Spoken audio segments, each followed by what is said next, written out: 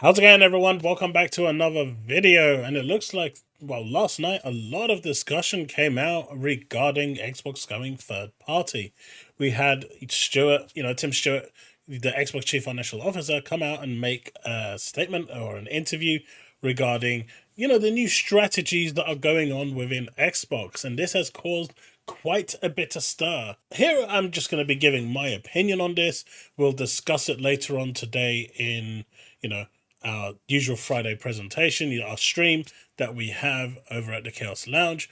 But, I think there's quite a bit to unpack here. There's definitely more to this than there is. And honestly, I do feel like at this point, Microsoft and Phil need to come out. But the problem right now with that is that, Bobby Kotick is still over at Activision Blizzard. I'm assuming they're waiting for that transition to completely take place before they reveal their strategies, and that's probably going to be in the next showcase. We may get a few drops here at the Game Awards on December the 7th, but it's unlikely that we're going to hear anything concrete coming from Camp Xbox. But people have got a right to be slightly worried, a little bit confused, and somewhat miffed, because at the end of the day, people have put their faith, their investment into the Xbox brand, and if the console is being diminished, well, this could have negative implications. Now, of course, Microsoft has stopped reporting on, Game Pass numbers, Xbox Live numbers, and of course console numbers for quite some time. They don't even report on sales. Now, in general, people who don't report on sales are the ones that aren't happy with what they're seeing. If you look at the numbers that they are happy with the MAUs, well, they're shouting those from the rooftop. If you put two and two together, it doesn't take a genius to work out. Now, I know a lot of people aren't going to be happy to hear this because it's, talking negative in a sense about the brand that they love, about the brand I like. At the end of the day, no one wants to see the Xbox brand go away. But we are getting an increased number of people turning around and saying that they can't wait for the Xbox brand to die. They can't wait for Microsoft to get out of the console business. And this is as dumb as you can humanly get. This is one of the dumbest takes that you can possibly make in the gaming industry. If Microsoft left today, or if Sony left the industry today, the catastrophic after effects that would be felt across the industry would be tantalizingly huge. It's enough to make your head jam, right? People don't understand the ramifications of what it actually means for one company to control everything, and that is the games industry. Sure, you could probably say that then Tencent will come along and try to make a console, but at that point, they're going to have to take all of their games that they've got investment in, or they have a majority stake in, and pull it away from the PlayStation platform in order to remotely stand a chance. How is that any different to what Microsoft's supposedly doing, even though they're actually not? Sure, they've moved a couple of games off, but the big titles like Call of Duty, Diablo, Overwatch, they will remain on PlayStation. So actually wanting one of the two to actually leave the industry and be gone is a really, really bad take. It's a really bad thing. I mean, right now, everyone's crying that people are charging £70 for a game. What happens if Sony's the only one there and they go, right, £120 a game? You don't like it? Tough.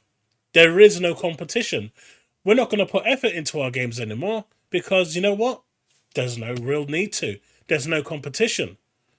You saw rise to PlayStation Extras, Essentials, and Premium because of Game Pass. Competition did that.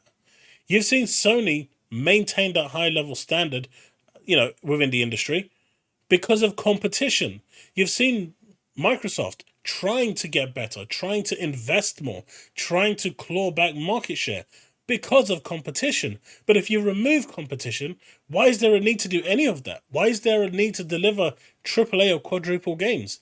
At the end of the day, you as a consumer no longer have a choice. There's no competition. You can't go to X platform or Y platform. At the end of the day, that's the best you're going to get. And that will pass on and rub off to PC as well.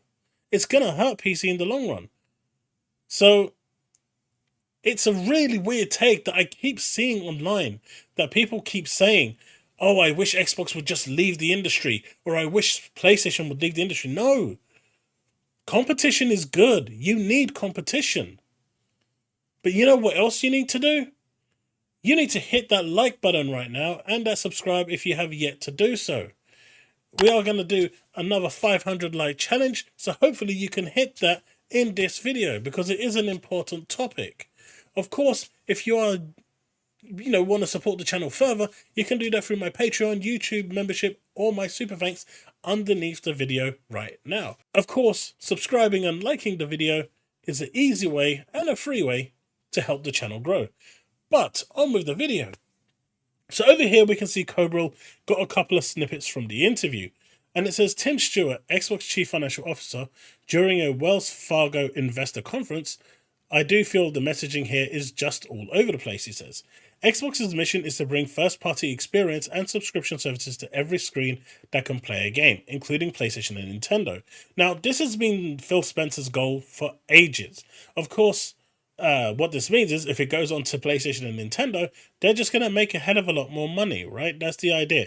But the reality is, why would Sony allow the Game Pass app to go onto PlayStation? It doesn't make any sense because at that point they will be losing a lot of money. Sure, they'll get 30% of every sale, but they're losing the 70,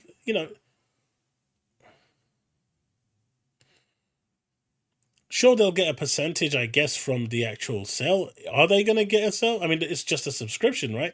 The rest of the games are free, so they're only going to get 10% of £3, right?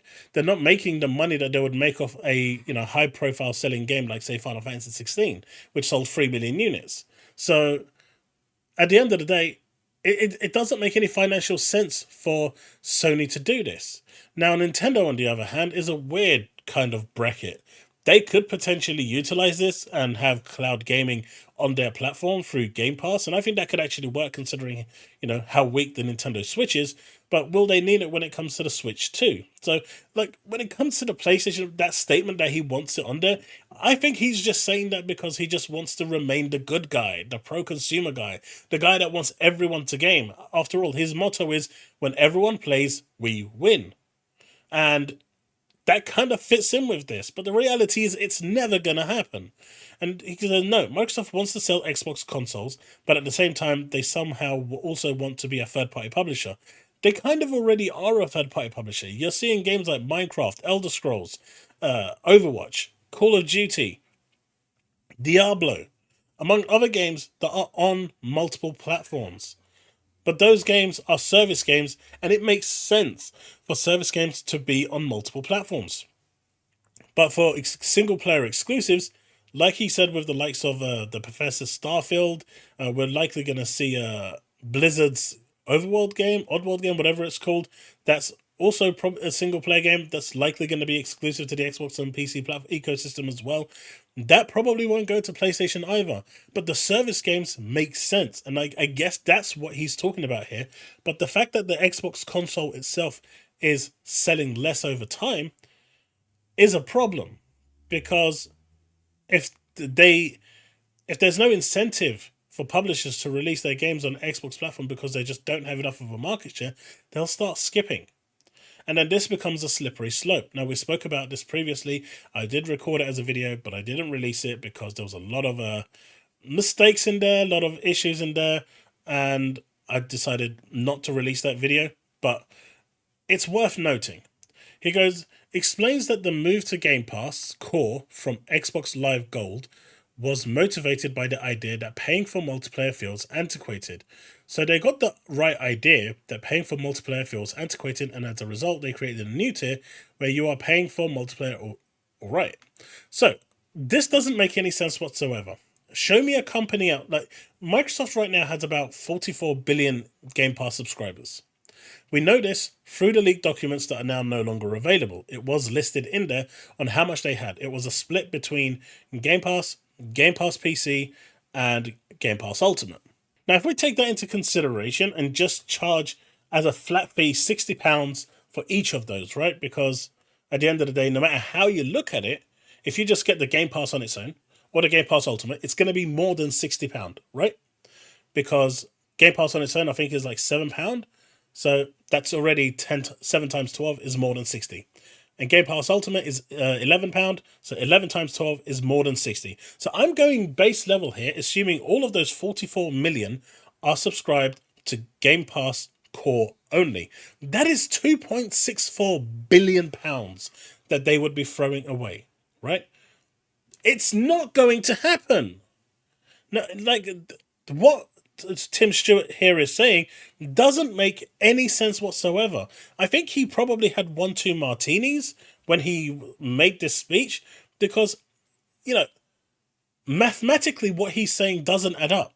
Show me a company out there that would throw away $2.64 billion minimum. Show me one company out there that would do that a year. Just show me one that would be willing to throw away £2.64 billion. We're talking roughly about $4 billion here, right? There is no company in their right mind that's going to do that. So what he's saying here, I have no idea. It just sounds like he's drunk at this point. Then he says, we need consumer brands at Microsoft that are meaningful. And as Cobra rightly says, Xbox is that meaningful brand to the consumer.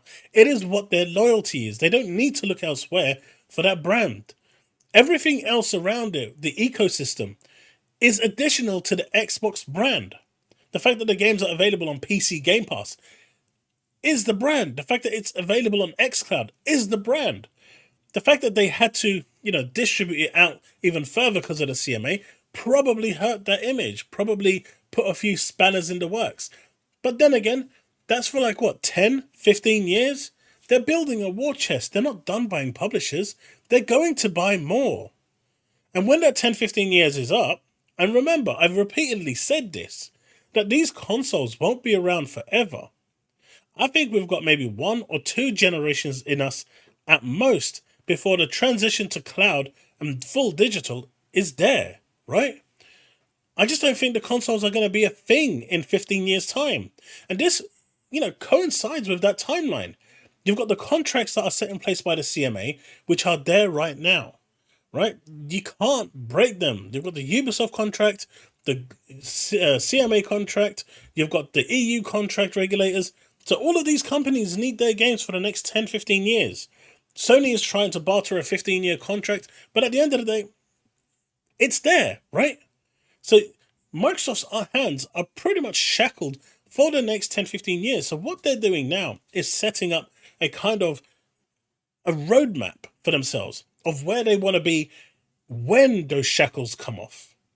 And what that is they assume in their heads, and it's a good assumption, that in 15 years' time, that's a long time, by the way, in the tech industry, cloud gaming will be the norm. Internet for everyone will be around 1 gigabit at the very least. How we've got now with 50 meg, 100 meg for some areas that are the norm. By 15 years' time, 1 gig should be the absolute minimum norm. Infrastructure should be much better. Technology will have advanced.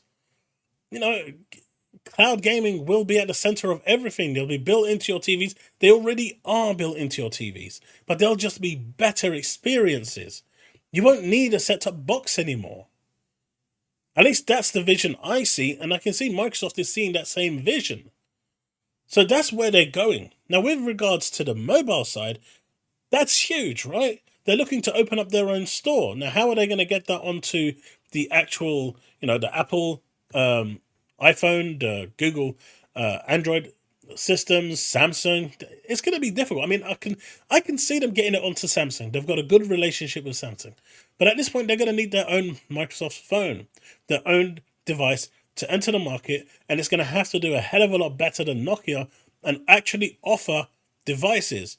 Now, as we know, Microsoft has kind of made a full transition into Android anyway. They've got a whole Android skin, and that's replaced a lot of stuff. You can actually have your Android phone become a Windows phone, essentially, with the new Microsoft skin that they have, the theme layout, and it gives you access to all your 365 stuff. So I suspect that they're going to go down that route with the Android and just put their own UI on top. That doesn't mean they can't put a Windows Store on there. They absolutely can. And that is how I think they'll do it. But they're going to need to make sure that all the apps that are available on Android and the ones that are, not exclusive to Apple are going to be available on the Windows Store to make sure that people that want to make that transition will be seamless. The games that they want to play have to be on there. And maybe they'll keep a couple of those mobile games that are within the Bethesda, the Activision Blizzard, exclusive to the Microsoft Store. They can do that. It's within their right. But this whole notion that is Microsoft going third party, I think Tim Stewart coming out and making this statement, this speech, was completely stupid. It was beyond stupid. But it's no secret that they're not shouting console sales from the rooftops, because they are down year on year. And this ABK deal that came along has hurt them. It's hurt them a lot. It's hurt them because they had to make themselves look as weak as possible in order to get the judge and everyone else to push it through. They had to remain weak and in third place to push it through, but they kind of dropped down a little too far. And now they have to claw their way back up. But to act like the console isn't important, the console should be your central point of focus, and everything else should come after that. Otherwise, the question then gets asked, and right now is being rightfully asked in, the social spaces, why do you want to own an Xbox if they're going to put Game Pass on Nintendo and PlayStation? I don't want that to happen, right? I want the Xbox brand to live. I want Xbox to fight back. I want them to stand on their own 2 feet and show the world that they mean business. They've got the capability to do that. They need to win the consumers back. And having, exclusivity will do that. Now, we discussed this in my previous video where I said exclusivity, and a lot of PC gamers got upset, rightfully so, because they're enjoying good life right now. But timed exclusivity would fix that. I know you don't like to hear it, but that's the reality of it.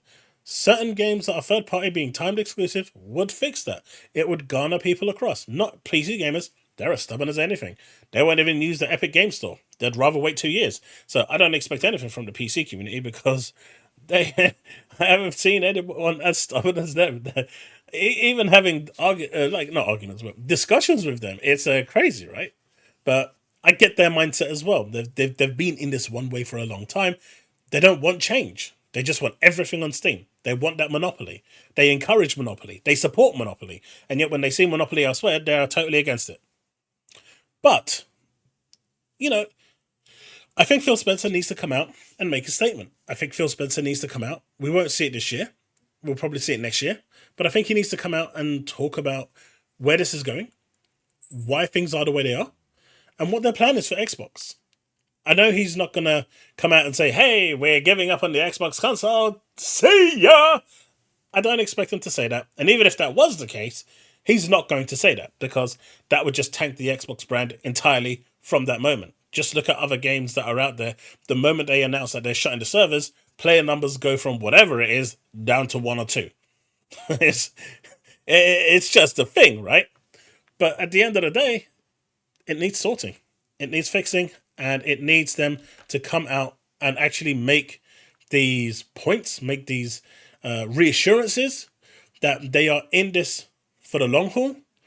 And, if the plan is in 15 years to start transitioning from hardware to software entirely, which makes sense with the way everything is going in the world, cloud is going to be mainstream. I mean, I use GeForce now more than I use my PC for gaming because it works beautifully well. My internet can handle it. I've got zero latency and it just works. I use Xbox Cloud also. For me, I know other people are having problems. I don't have any problems with it. It just works. It's great. I love it. Cloud gaming for me has always been good. Well, maybe not right at the beginning, but for the past year or so, it has been great. I even had Stadia, which worked beautifully well for me. I had no problems at all. No latency issues at all. So cloud gaming for some people is already there, but for others it's not. And that 10-15 years is the time it's going to take to make sure those infrastructures are set up. I don't know. I can see where Microsoft wants to go eventually. But what Tim Stewart coming out and making these sorts of statements just doesn't make sense. It almost just feels like he's had 1-2 martinis, 1-2 vodkas, he's drunk, and is just throwing words out. I'm pretty sure inside HQ right now, there is a lot of people questioning him. Why would you make these statements? It doesn't make sense.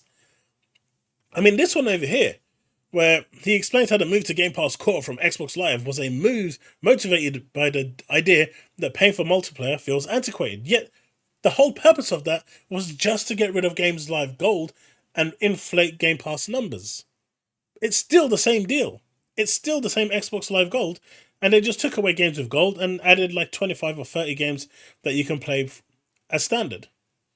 So even the fact that he's saying that just clearly shows that he has no clue what he's talking about. And yeah, it's weird.